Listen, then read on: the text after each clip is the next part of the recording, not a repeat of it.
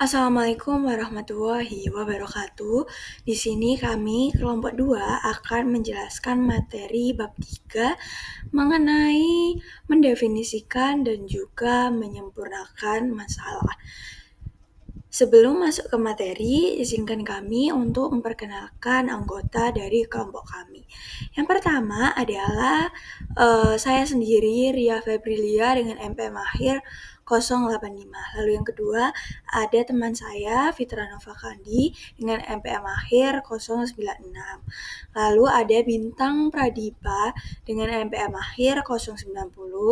Lalu yang keempat ada Muhammad Asrul Zulmi dengan MPM akhir 342.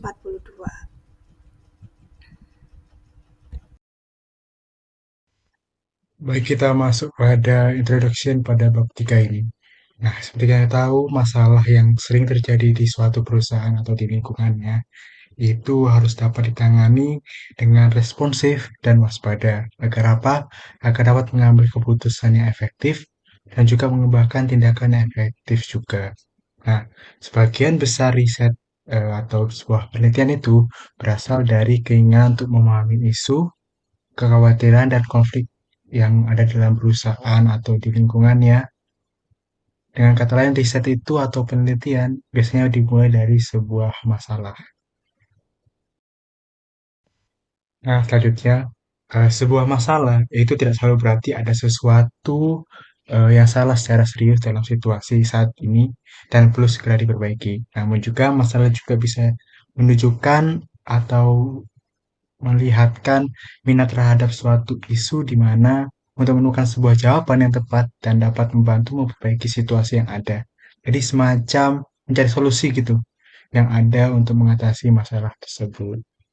Nah, misalnya masalah di sebuah perusahaan nih, seperti karyawan yang sudah bekerja 3 bulan namun cepat-cepat langsung resign, lalu lingkungan kerja yang toksik, terus ada beban kerja yang terlalu banyak, dan lain-lain.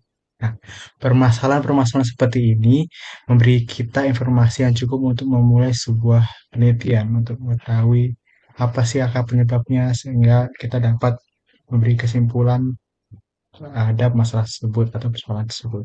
Namun permasalahan ini juga memiliki kesamaan, yaitu masih harus diubah menjadi sebuah topik yang dapat diteliti untuk diinvestigasi.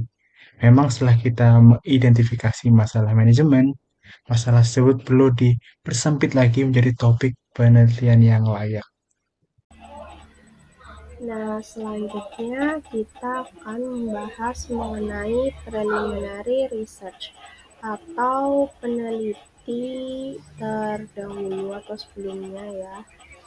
Nah, preliminary research ini itu can help us to gain more understanding and to find answer about our conclusion during the research period.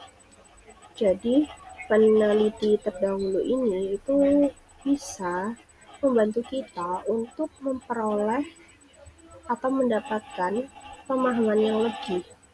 Selain itu juga dapat membantu kita untuk menemukan jawaban-jawaban atas apa yang kita bingungkan sekarang atau atas apa yang dibingungkan selama periode penelitian itu.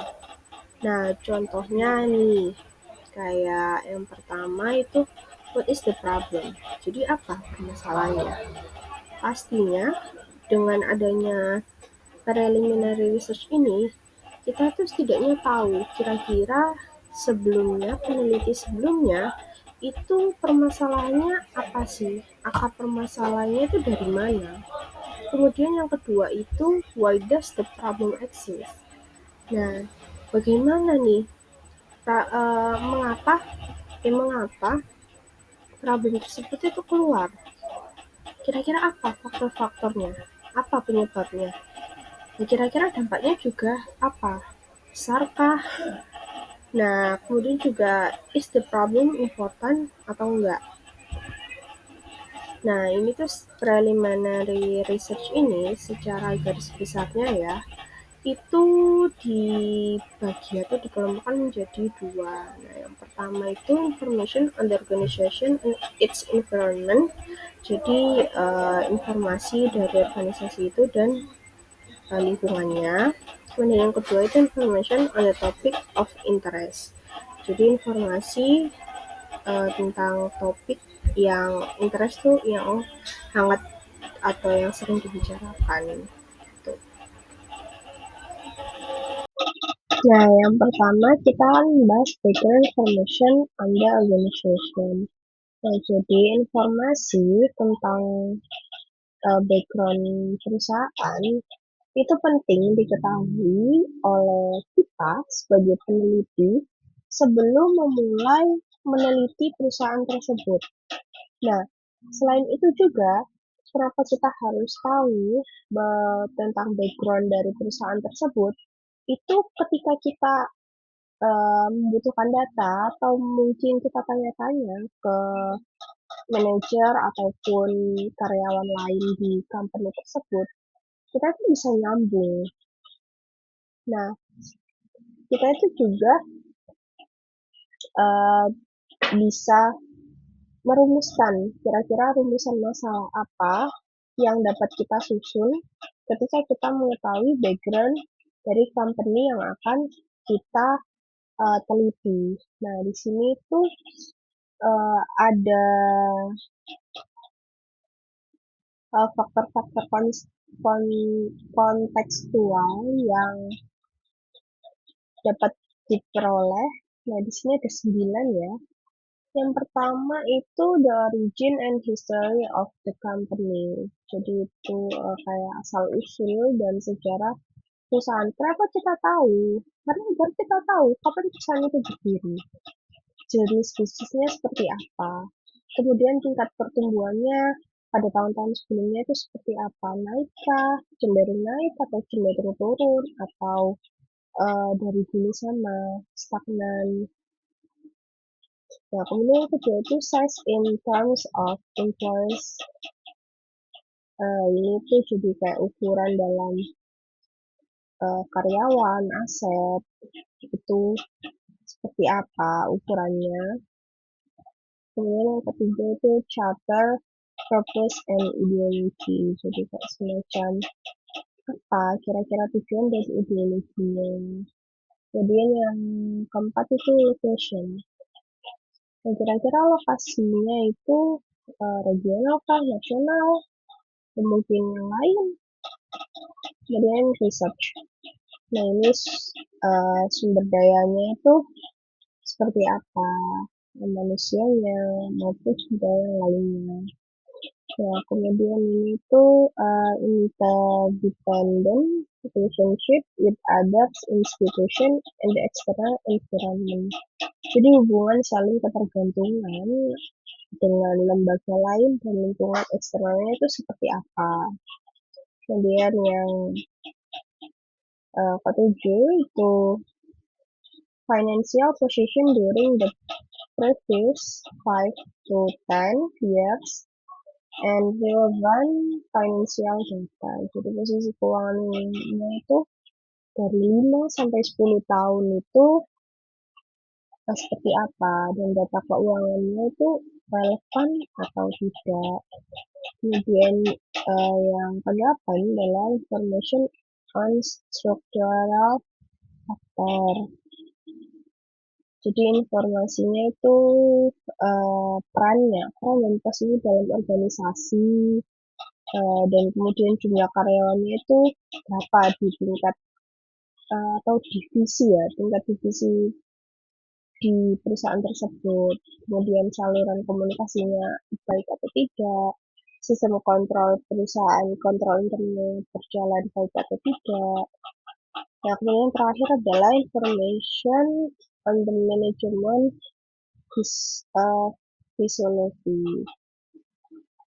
filosofi. Nah, jadi ini tuh informasi mengenai filosofi dari manajemen perusahaan itu sendiri. Selanjutnya kita akan membahas nature of information to be gathered. Jadi sifat informasi yang seperti apa untuk kita dapatkan. Nah, di sini tuh ada dua yang perlu kita ketahui ya. Yang pertama itu background information and organization.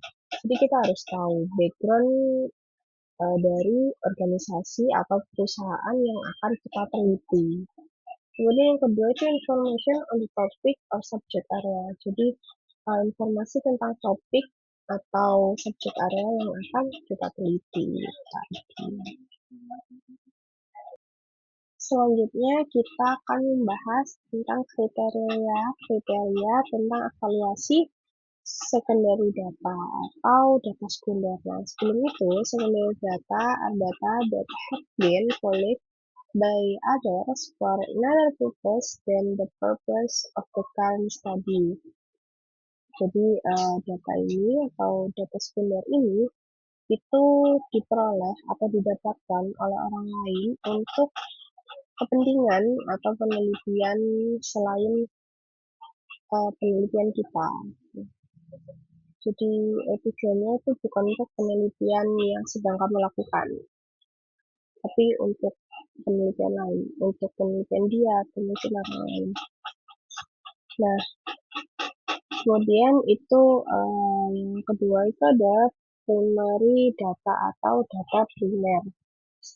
Nah, primary data ini itu adalah data that the researchers gathers firsthand for the specific purpose of study. Jadi data ini tuh dikumpulkan langsung oleh peneliti untuk tujuan penelitian tertentu. Jadi kayak kalau kita mau meneliti nih, kita ngumpulin datanya sendiri, itu masuknya data primer. Tapi kalau kita mau meneliti, kita datanya dapat dari orang lain atau datanya sudah ada, itu masuknya ke data sekunder. Nah, kemudian kriteria-kriterianya itu di sini ada 4. Yang pertama itu timelines of the data. Jadi kapan data ini dikumpulkan. Nah, di sini tuh untuk make sure, untuk memastikan kita memperoleh datanya itu lebih baru gitu loh. Untuk memiliki informasi data itu lebih baru tersedia. Nah, yang kedua kemudian accuracy of the data atau keakuratan data. Ini tuh can be impacted by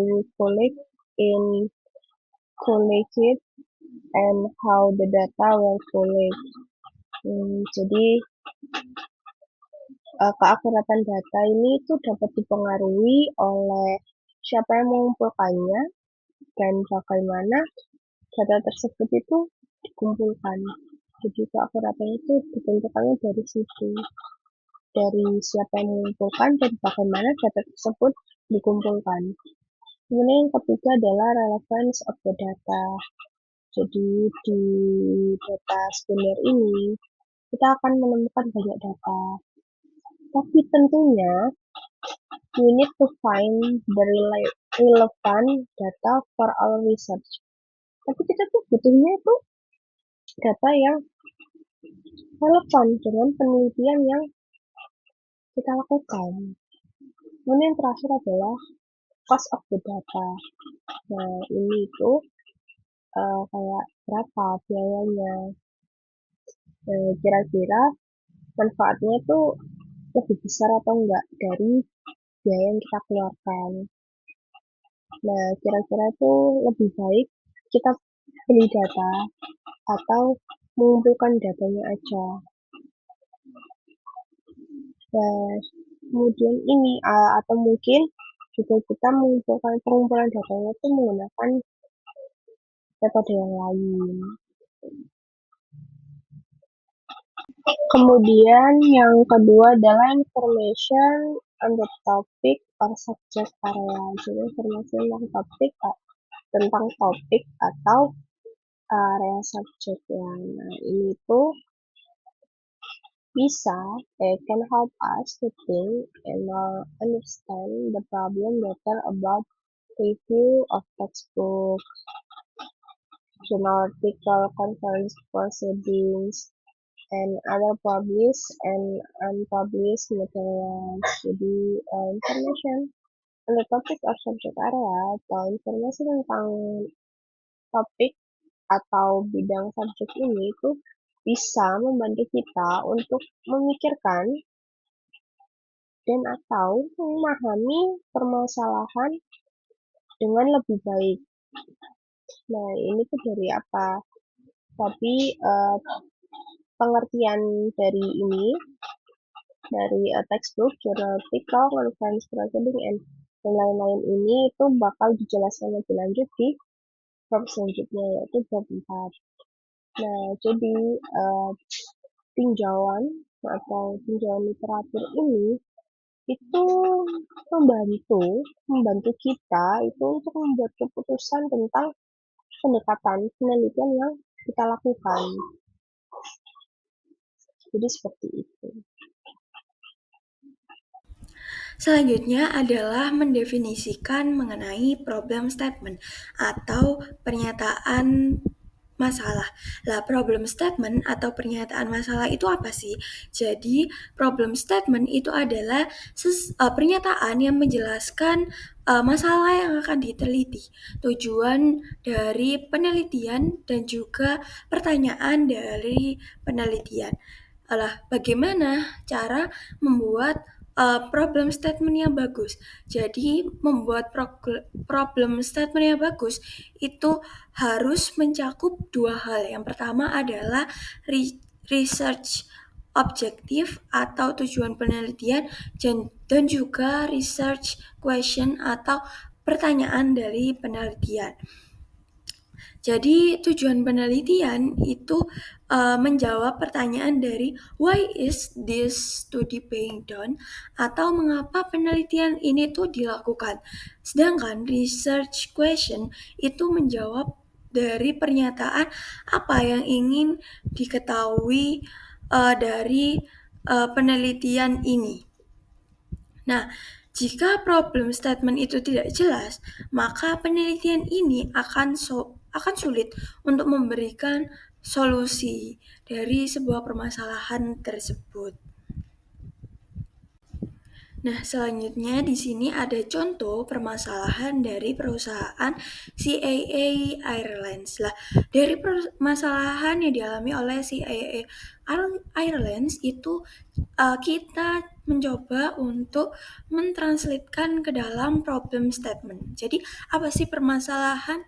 Yang pertama, apa sih permasalahan yang dialami oleh CAA Airlines? Lah, ternyata permasalahannya adalah penundaan yang sering dan lama itu dapat mengakibatkan frustasi antara penumpang pesawat hingga perubahan perilaku dan komunikasi dari mulut ke mulut yang negatif.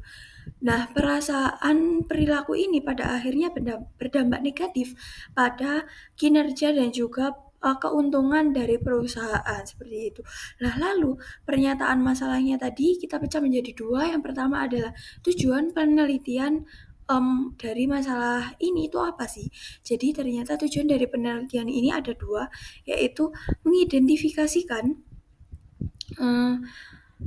faktor-faktor yang mempengaruhi pengalaman menunggu penumpang. Lalu yang kedua adalah menyelidiki kemungkinan dampak menunggu terhadap kepuasan pelanggan dan evaluasi layanan.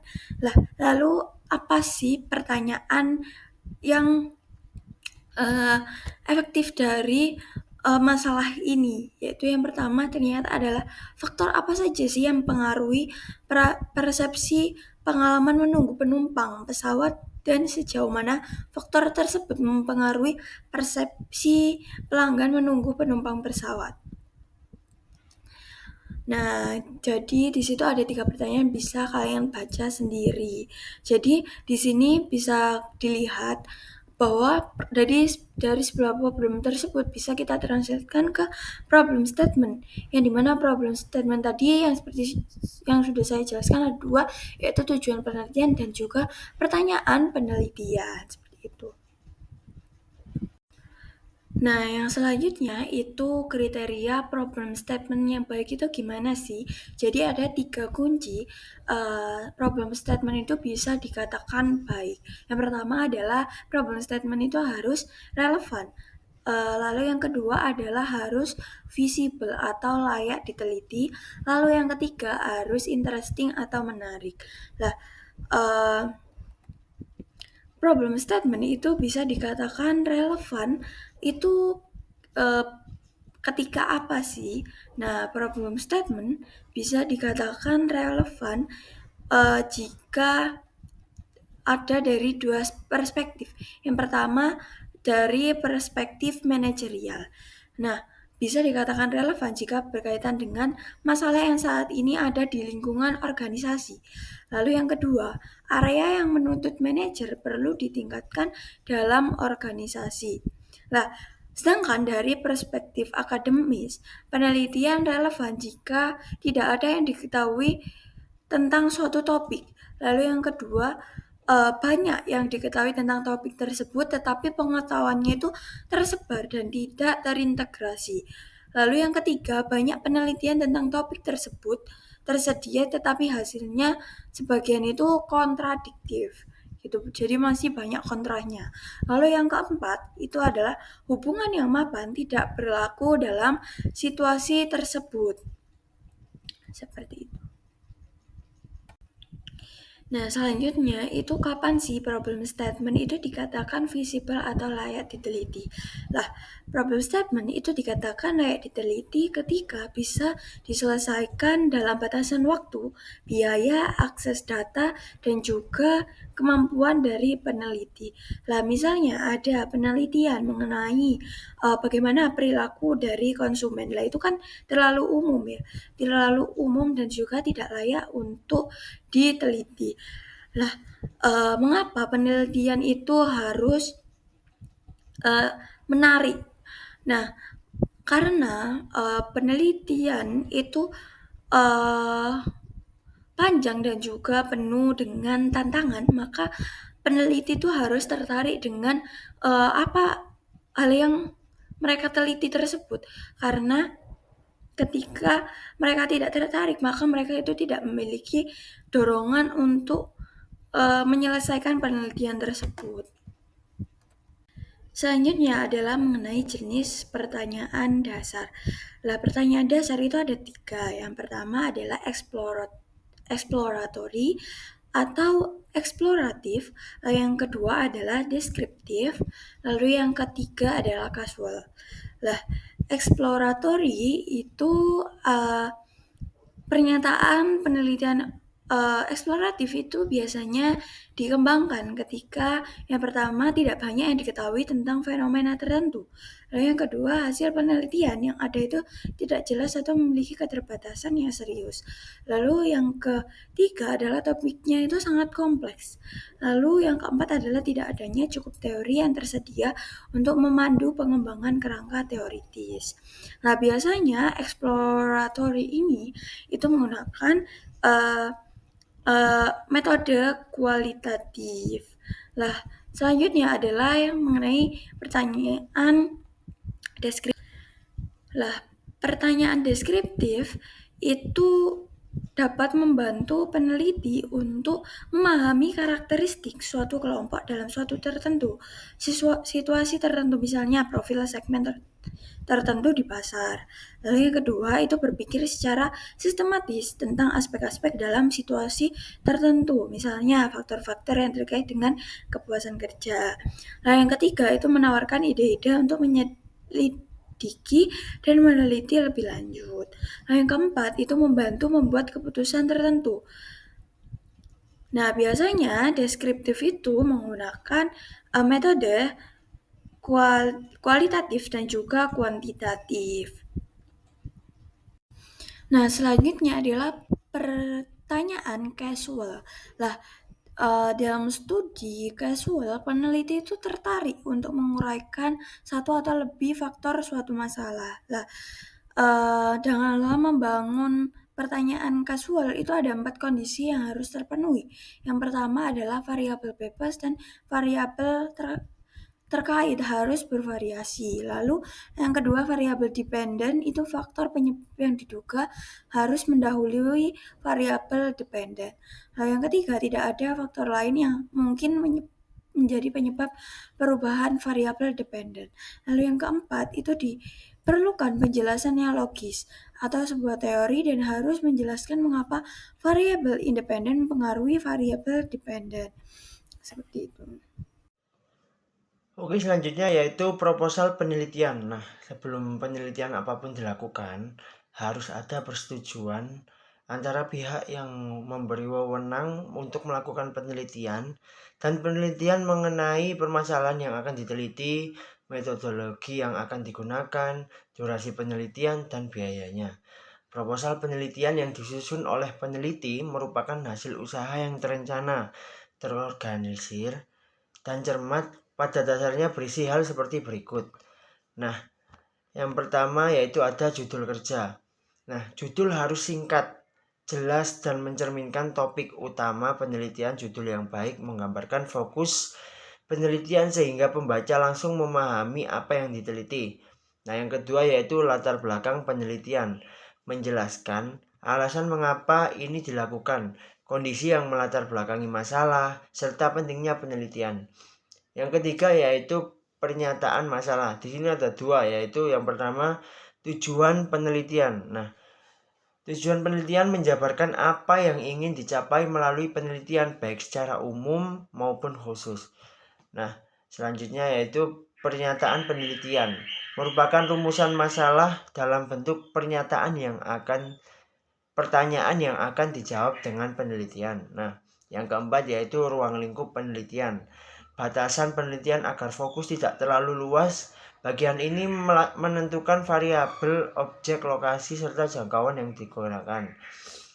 Relevansi penelitian menunjukkan manfaat atau kontribusi penelitian terhadap bidang ilmu, praktik bisnis, masyarakat, maupun pihak tertentu. Yang keenam yaitu ada desain penelitian, menjelaskan rancangan penelitian secara detail, yaitu yang pertama jenis penelitian, misalnya eksploratif atau mengeksplorasi masalah, atau deskriptif atau menggambarkan suatu fenomena. Nah, yang kedua yaitu metode pengumpulan data, di mana teknik pengumpulan data seperti wawancara, kuesioner, observasi, dan studi dokumen. Yang ketiga yaitu ada desain pengambilan sampel, menentukan siapa atau apa yang akan dijadikan sampel, serta metode pengambilannya. Selanjutnya yaitu yang terakhir analisis data, teknik atau metode yang digunakan untuk mengolah atau menganalisis data sehingga menghasilkan kesimpulan. Nah, yang ketujuh, di sini ada jangka waktu penelitian, menentukan durasi atau berapa lama penelitian mulai dari persiapan, pengumpulan data, analisis, hingga pelaporan. Bagian ini juga mencantumkan jadwal kapan pelaporan penelitian diserahkan. Nah, yang kedelapan yaitu anggaran, yaitu rincian biaya yang diperlukan termasuk pembelian alat, transportasi, konsumsi, tenaga kerja, dan lain-lain.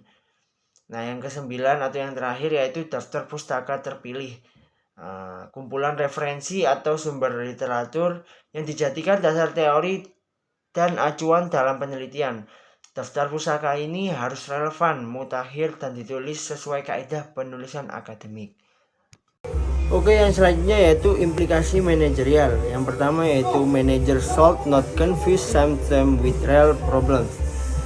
Yaitu manajer jangan sampai keliru menanggap gejala sebagai masalah utama, karena itu bisa membuat solusi tidak efektif.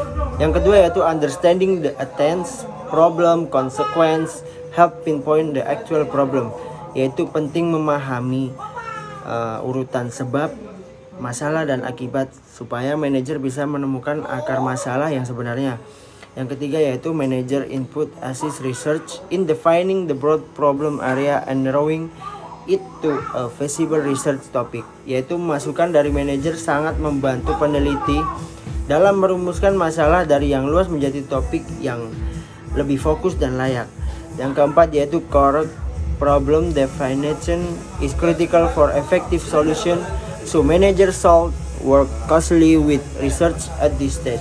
Yaitu definisi masalah yang tepat sangat penting untuk menemukan solusi, karena itu manajer harus bekerja sama erat dengan peneliti sejak tahap awal. Yang kelima yaitu a well-developed research proposal enables manager to judge the relevance of the proposed study, yaitu proposal penelitian yang disusun dengan baik memungkinkan manajer menilai apakah penelitian tersebut relevan dengan kebutuhan organisasi. Nah, yang keenam yaitu to answer objective are achieved, manager must stay involved throughout the research process, yaitu agar tujuan penelitian tercapai, manajer perlu tetap terlibat dalam seluruh proses penelitian, bukan hanya di awal.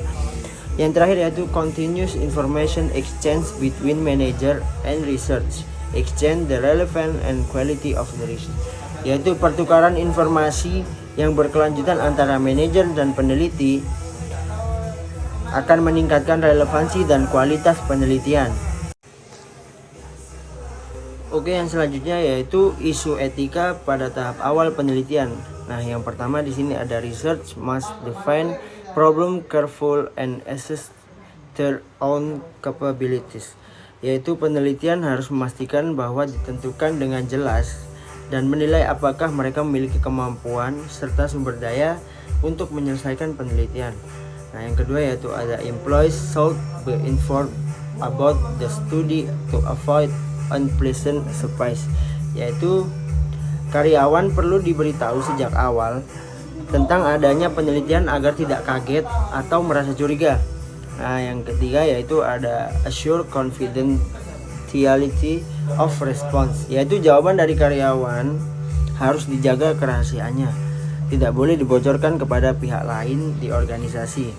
Nah, selanjutnya yaitu ada participation must be voluntary, no force, yaitu partisipasi karyawan harus bersifat sukarela, tidak boleh dipaksa.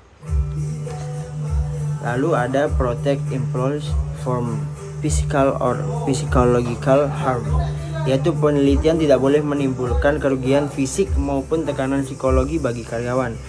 Nah, yang terakhir yaitu ada respect privacy and avoid deceptive practice, yaitu hak privasi karyawan harus dihormati dan peneliti tidak boleh menggunakan cara-cara yang menipu untuk mendapatkan informasi. Sekian dari kami, mohon maaf apabila ada kesalahan dan kekurangan dalam penyampaian. Wassalamualaikum warahmatullahi wabarakatuh.